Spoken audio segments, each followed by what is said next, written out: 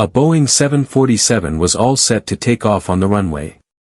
Through the thick fog, the pilot pushed the thrust lever up, switched on the headlights, and the aircraft had already crossed the takeoff speed, the point of no return. But right then, a shadow started to appear through the haze. It was another Boeing 747, on the same runway but facing the opposite direction, just a few meters away. What happened next is hard to even imagine. The question is, how did it come to this? Air traffic controller. What was happening, and what tiny mistake led to the deadliest accident in aviation history? This heartbreaking story took place in Spain's Canary Islands, an incident the world now remembers as the Tenerife Airport disaster. Welcome back to ZMTV Videos. Let's dive into this story, which begins a day before the crash, on March 26, 1977. On that day, Pan Am Flight 1736, a Boeing 747 jumbo jet, took off from Los Angeles Airport. It was supposed to land in New York to pick up some passengers before heading to its final destination. The flight landed in Las Palmas, a city in the Canary Islands across the ocean. It was a charter flight and fully booked, mostly with older passengers planning to enjoy a cruise ship in Las Palmas. Las Palmas is the capital of the Canary Islands, located about 100 kilometers off the coast of Morocco, and is the southernmost part of Spain. This place is famous worldwide for its tropical climate. But back in 1977, beneath the beauty of the Canary Islands, there was some political tension. There was a group called MPA-IAAC active here. A group was raising their voice for the independence of the Canary Islands from Spain, and they often resorted to violence to push their campaign. This violent approach led to a dangerous incident. Pan Am Flight 1736 picked up passengers from JFK International Airport in New York and headed to Las Palmas Island. The cabin crew included 56-year-old Captain Victor Grubbs, 39-year-old First Officer Robert Bragg, and 46-year-old flight engineer George Vaughn, along with 13 flight attendants and 380 passengers. So, these were all the details about Pan Am Flight 1736, which was cruising over the Atlantic Ocean. Now, moving on to the second plane that was about to be involved in the same accident. At Amsterdam Airport in the Netherlands, KLM Flight 4805 was getting ready. It was also a Boeing 747, and it was headed to Las Palmas in the Canary Islands. In the cockpit were 50-year-old Captain Jacob, 42-year-old First Officer Klaas, and 48-year-old Flight Engineer William. On board were 11 flight attendants and 235 passengers.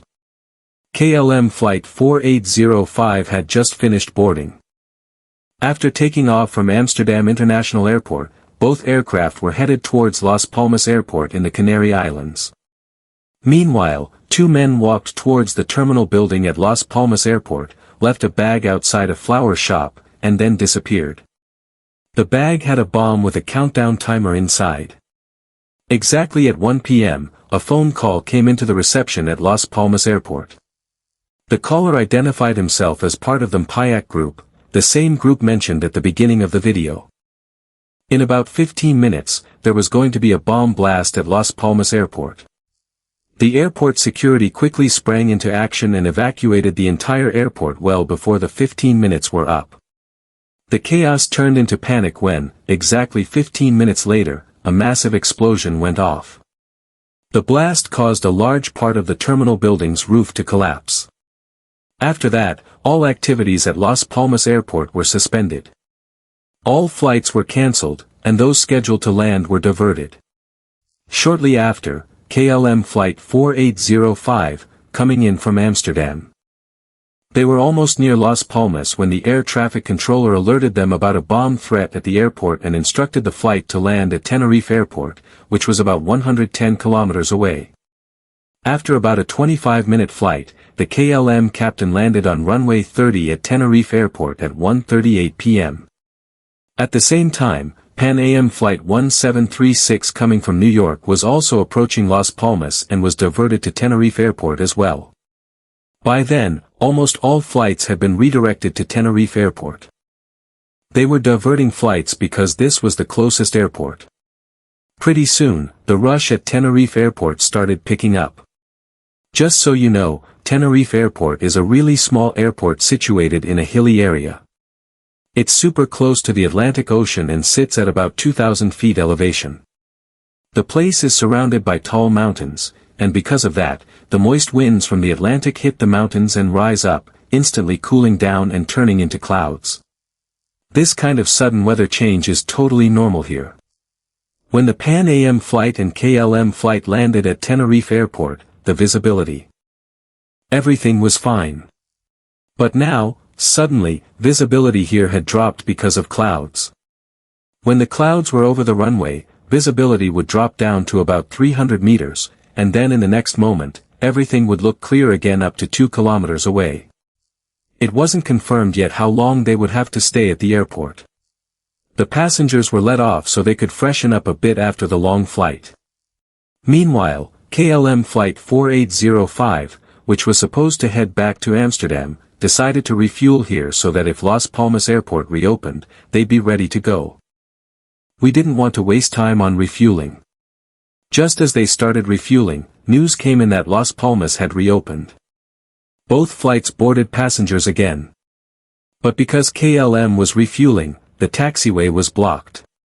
Tenerife Airport is small, with only one runway, one taxiway, and a single apron where the terminal is, which you can see in this animation.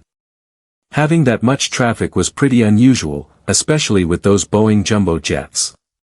The refueling of KLM Flight 4805 caused a blockage at the Pen Air terminal.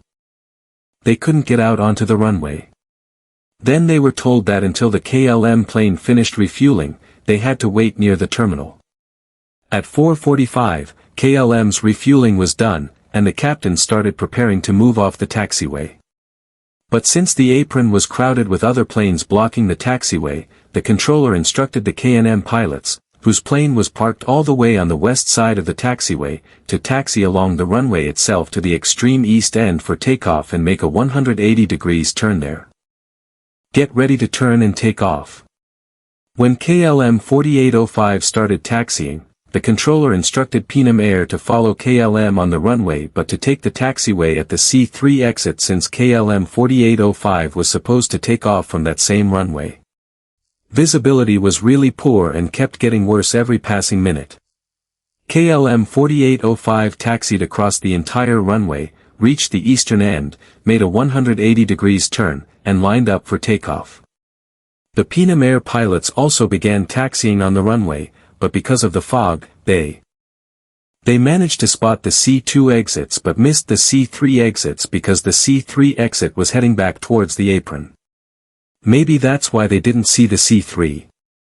Also, Tenerife Airport was lacking sign marks. The runway exits are usually indicated on the tarmac, but here those signs were missing.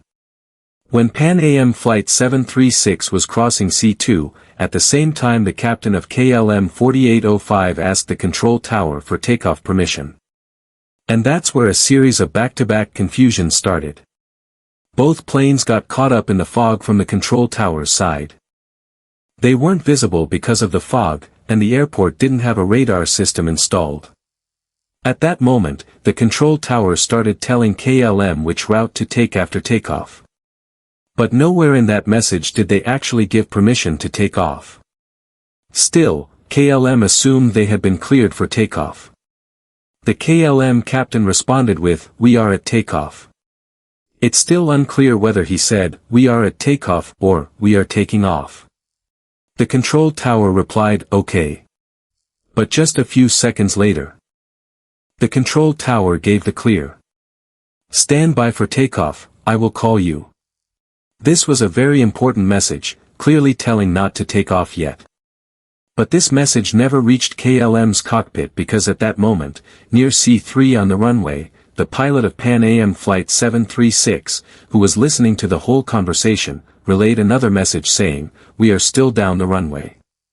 So, the control tower's message for KLM to stand by and Pan Am's message were both transmitted at the same time, which caused only a distorted sound to be heard in KLM's cockpit. PNM Flight 736, which had unintentionally crossed C3, was told by the control tower to inform them once they exit the runway. The PNM pilots responded with an OK. But by this time, the captain of KLM Flight 4805 had already pushed the thrust levers up, thinking they had permission from the control tower. Meanwhile, the KLM flight engineer had heard the control tower's message given to PNM Flight and immediately told the captain that they were still on the runway. But for some reason, maybe because of the noise, the captain misunderstood and only responded with.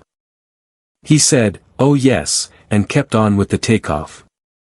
Because of the fog, they could only see about 300 meters ahead. Suddenly, the PNM pilots saw headlights appear on the runway through the fog. At first, they thought maybe the KLM flight was stopped there. But the next moment, they realized it was speeding right towards them. They immediately tried to turn the plane, but it was too late. The right engine of the KLM crashed through PNM's first-class section.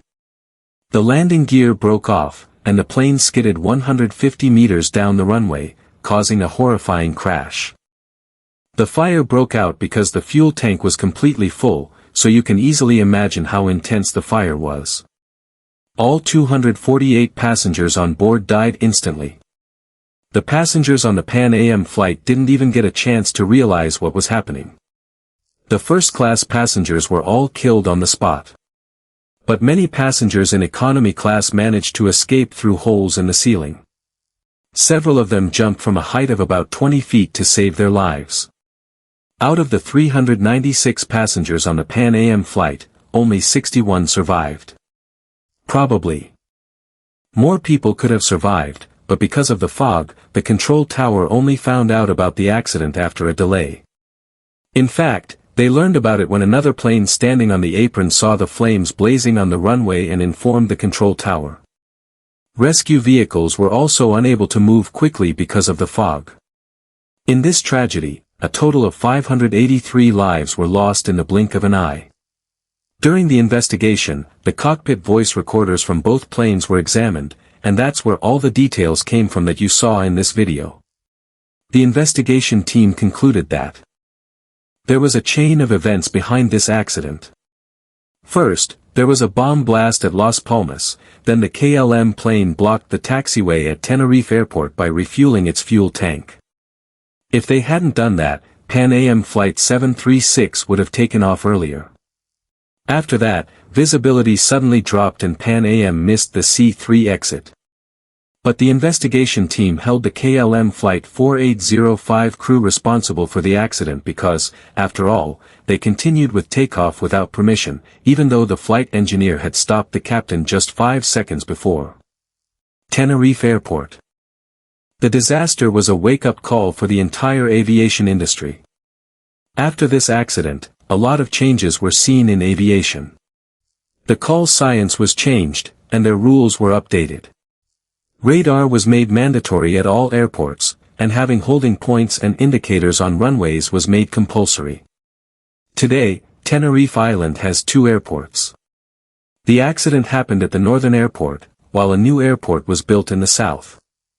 This new one is at a lower altitude, so visibility isn't affected much by clouds and fog. Hopefully.